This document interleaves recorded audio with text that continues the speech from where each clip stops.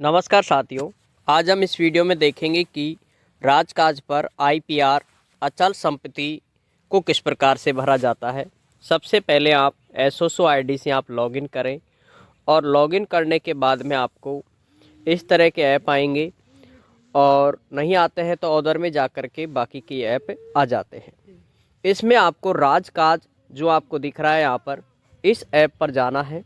राजकाज आईपीआर अचल संपत्ति विवरण, जैसे आप इसे ओके करेंगे इस ऐप को, उसके बाद इस तरह का इंटरफेस आपके सामने आएगा और यहाँ से आप ऊपर आपका नाम लिखा आ जाएगा। अब यहाँ आपको एक अलग ही रेड लाइट में दिख रहा होगा अपडेट प्रोफाइल। इस आईपीआर को भरने से पहले आपको सबसे पहले अपडेट प्रोफाइल करनी होती है। जैसे ही आप अपडेट प्रोफाइल पे ओके करेंगे उसके बाद इस तरह का इंटरफेस आपके सामने आता है। ठीक है, अब यहाँ से आप अपनी पूरी डाटा को अच्छे से देख सकते हैं। ठीक है, यहाँ पर अगर जो नया कार्मिक है उसको तो यहाँ पर पूरा डाटा अपडेट करना होता है। ठीक है, यहाँ पर ऊपर आप देख रहे हो सैल्यूटेशन, इसमें मिस्टर या मिसेज जो भी है आप वो ऐड करेंगे।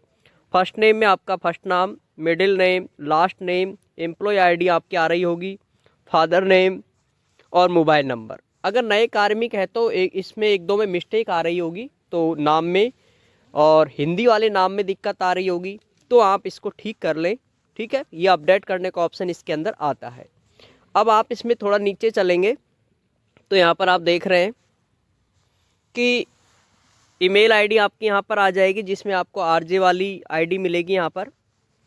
अब यहाँ पर एक एक कॉलम को आप चेक करेंगे क्योंकि ये देखना होता है।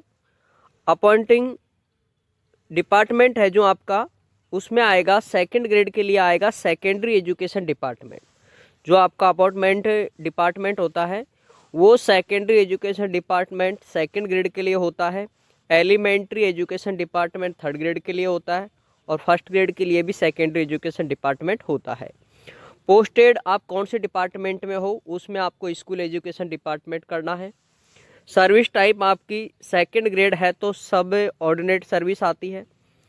ठीक है, थर्ड ग्रेड के लिए भी यही आते हैं और फर्स्ट ग्रेड के लिए आपको ये आएगी स्टेट सर्विस। स्टेट सर्विस जैसे आप इस पर क्लिक करोगे यहाँ पर तो यहाँ पर देखो आपको नज़र आ जाएगा स्टेट सर्विस है। यहाँ पर आपको नज़र आ रहा है स्टेट सर्विस, ये फर्स्ट ग्रेड वालों के लिए है। सब ऑर्डिनेट सर्विस ये थर्ड ग्रेड और सेकंड ग्रेड के लिए है। बाकी अदर में भी आप देख सकते हो, जिस भी आप कैटेगरी को बिलोंग कर रहे हो, यहाँ पर मिनिस्ट्री सर्विस है, क्लास 4 सर्विस है या वर्क चार्जड है या अदर सर्विस है, इनको आपको सेलेक्ट करना है।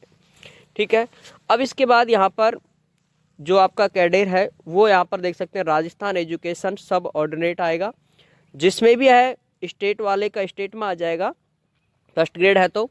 बाकी आपको सेकंड ग्रेड और थर्ड ग्रेड आते हैं तो सारे आएंगे सब ऑर्डिनेट में। इसके अलावा एम्प्लॉय टाइप यहाँ पर सेकंड ग्रेड नॉन गजिटेड में आता है, नॉन गजिटेड में। थर्ड ग्रेड भी नॉन गजिटेड होता है, फर्स्ट ग्रेड है वो गजिटेड है यहाँ पर।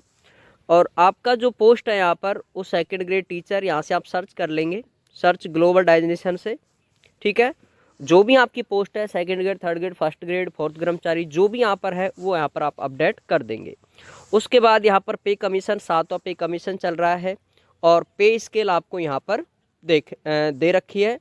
जैसे आप यहाँ पर ओके करोगे वो आपको पे स्केल नज़र आ जाएगी। जिस भी पे स्केल के अंतर्गत आप आ रहे हो, L10 में, 11 में, 12 में, ठीक है, या फिर और कम में 6-7 में, तो वो आप यहाँ पर ऐड कर देंगे। इसके अलावा यहाँ पर जो अपडेट करना है वो है आपका बेसिक पे।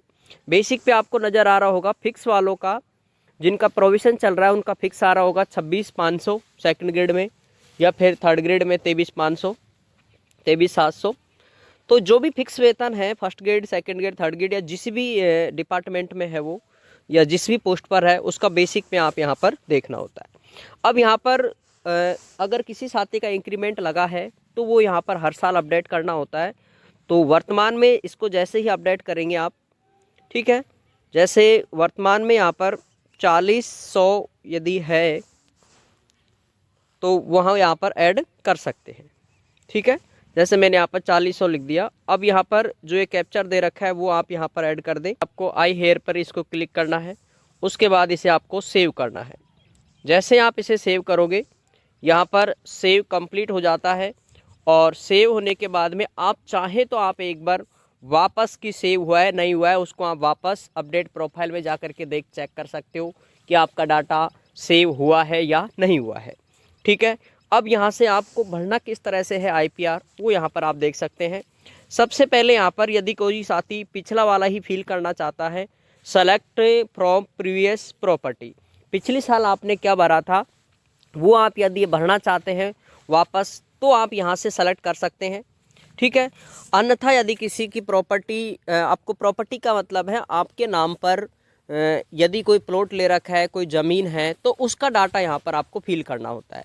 जो भी चीज़ें आपके नाम पर है वो यहाँ पर आपको फिल करना होता है। अब यदि आप इस पे जो प्लीज के अगर आपके नाम कुछ भी नहीं है तो आपको नील करना है। प्रोविजन काल में मैक्सिमम को नील ही करना होता है। ठीक है, अगर नहीं है तो जैसे ही आप इस पर यहाँ पर टिक करोगे आप प्लीज इस वाले पर, ठीक है, इस पे करोगे तो यहाँ पर एक ऑप्शन आ रहा है please enter remark filling IPR without any property return. यहाँ पर आपको नील फिल करना है। इसे नील फिल करोगे उसके बाद आपको यहाँ पर करना है सबमिट IPR। ठीक है, सबमिट IPR ऑप्शन दिख रहा है आपको, सबमिट IPR। जैसे आप सबमिट IPR पर करोगे यहाँ पर आपका पूरा विवरण आ जाता है क्या आपने भरा है और जो भी आपने अपडेट किया है। अपडेट आपको मैं यहाँ पर दिखा रहा हूँ, देखो मैंने 40,100 किया था वो यहाँ पर आ चुका है। अब यहाँ पर आपने जो भरा है नील प्रॉपर्टी रिटर्न वो यहाँ पर आ जाता है। उसके बाद में यहाँ पर आपको वेरीफाइड बाय OTP आपको मोबाइल नंबर पर जाएगा। तो अब यहाँ से आप नीचे देख पा रहे हो कि यहाँ पर एक ऑप्शन आ रहा है वेरीफाई एंड सबमिट।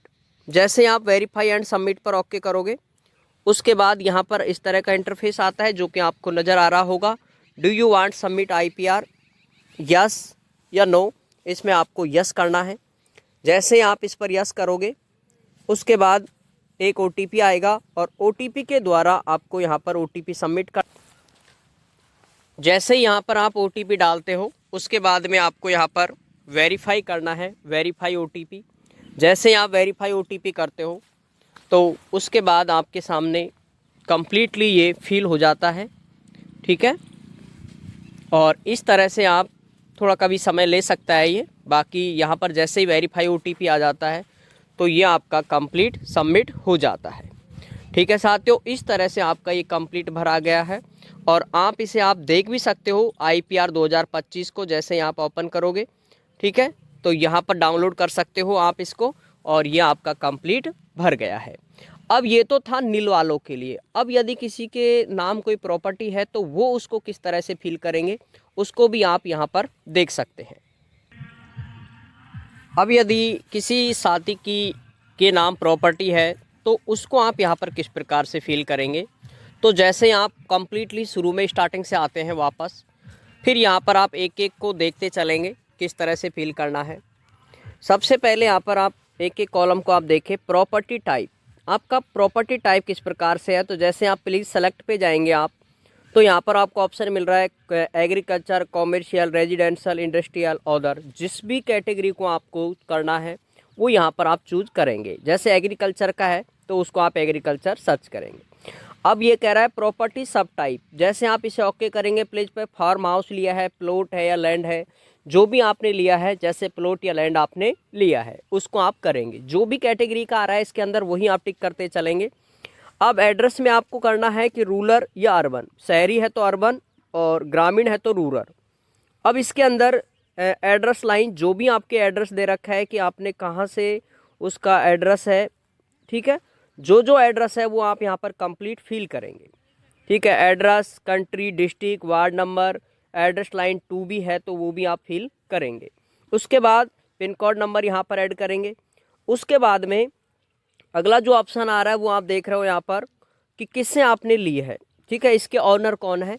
ठीक है, तो इसमें सेल्फ है या फिर डिपेंड है, या आपने जो खरीदा है क्या अकेले ने लिया है या फिर जॉइंट में है, ये जैसा भी है, सेल्फ, डिपेंड या जॉइंट, जिस भी कैटेगरी का क्षेत्र से आपने लिया है जैसे अकेले ने लिया है तो सेल्फ करेंगे, जॉइंट में लिया है तो जॉइंट करना है।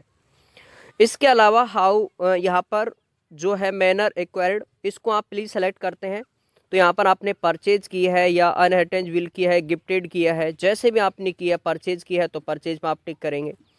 यहाँ पर सब मैन एक्वायर्ड, इसमें आपको यहाँ पर देख सकते हो कि आपने सेविंग से लिया है, लोन से लिया है, मल्टी सोर्स से लिया है या finance support of family member से लिया है।